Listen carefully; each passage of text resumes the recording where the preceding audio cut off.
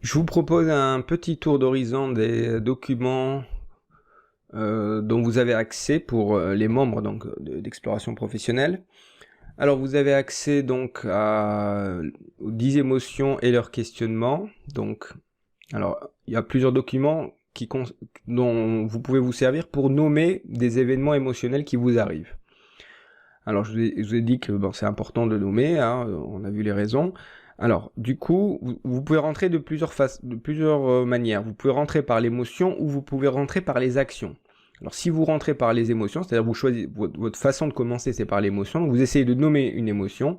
Par exemple, ici, voilà, vous avez un document, donc les 10 émotions et leurs questionnements, donc joie, tristesse, colère, peur, dégoût, fierté, mépris, honte, culpabilité, etc. Et donc vous avez donc l'émotion, ce qu'elle signale, cette émotion. Elle nous pousse à faire quoi? Elle nous pousse à agir de quelle façon? Et enfin, je vous ai rajouté un questionnement qui me semble important. C'est les questions que vous pouvez vous poser par rapport à cette émotion qui vous arrive. Par exemple, vous ressentez de la peur, donc ça signale bon, la présence d'une menace ou d'un danger. Elle vous pousse à vous protéger ou à éviter. Et donc, votre questionnement, ça va être quelle est la menace ou le danger? De quoi vous avez peur? Est-ce que c'est un danger réel ou est-ce que c'est quelque chose d'imaginé? Et du coup, qu'est-ce que vous pouvez faire face à ça? Voilà, des questions que vous pouvez vous poser lorsque vous avez affaire à des situations dans lesquelles vous arrivez à identifier l'émotion en question, bien sûr. Voilà. Évidemment, c'est quelque chose qu'on peut faire en coaching parce que c'est plus interactif, c'est plus vivant et on peut aller plus loin aussi, hein. Mais vous pouvez déjà commencer ce travail de votre côté.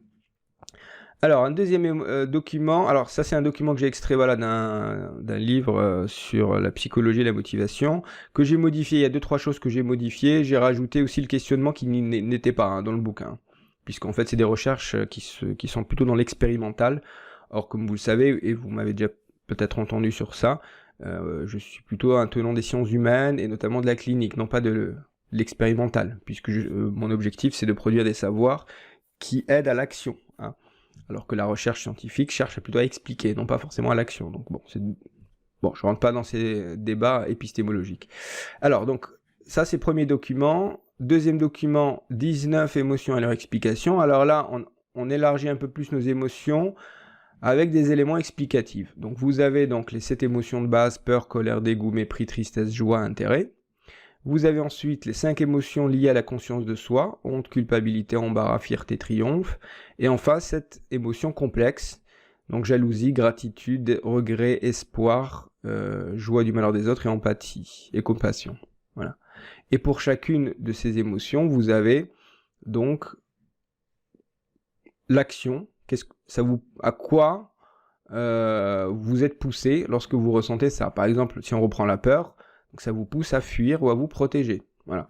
Donc là, vous avez des explications un petit peu de qu'est-ce que c'est la peur, quelle est sa fonction, et quelles sont parfois ses nuances, donc l'anxiété, la phobie, etc.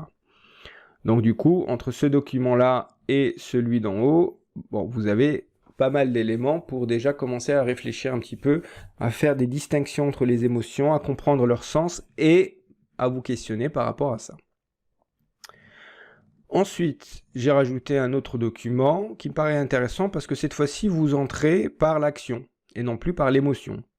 C'est-à-dire, vous avez fait quelque chose, donc vous êtes en train d'accepter une offre, vous êtes en train de refuser, vous êtes en train d'éviter quelque chose, vous êtes en train de vous désintéresser. Donc vous identifiez ce que vous êtes en train de faire dans cette colonne.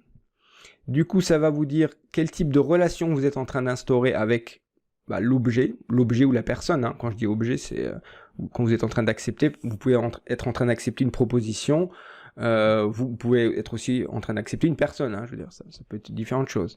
Ça vous donne le type de relation que vous êtes en train d'instaurer, et du coup, ça vous donne les termes émotionnels qui y sont associés. Voilà.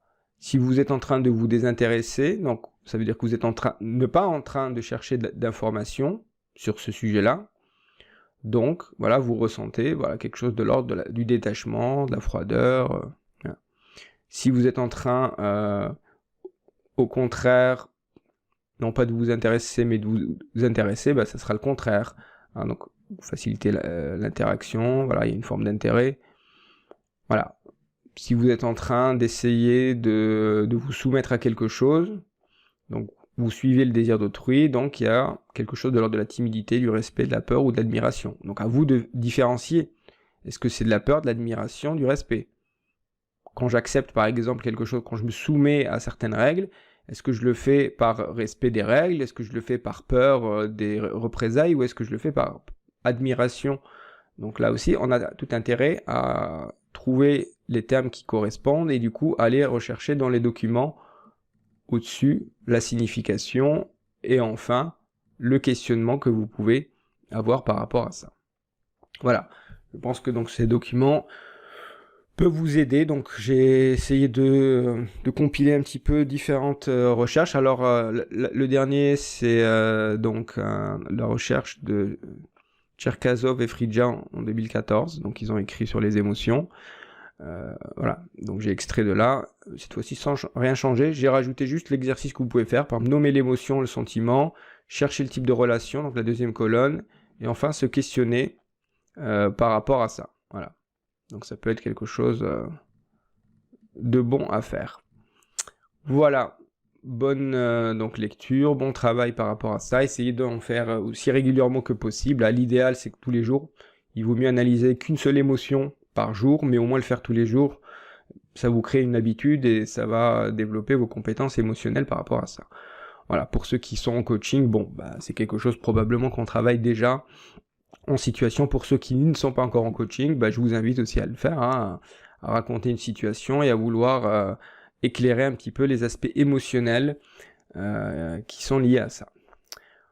Voilà, bon travail et n'hésitez pas donc à me contacter, vous avez donc mon mail, vous avez la rubrique contact si vous voulez donc rentrer un peu plus dans le détail sur ces différents aspects.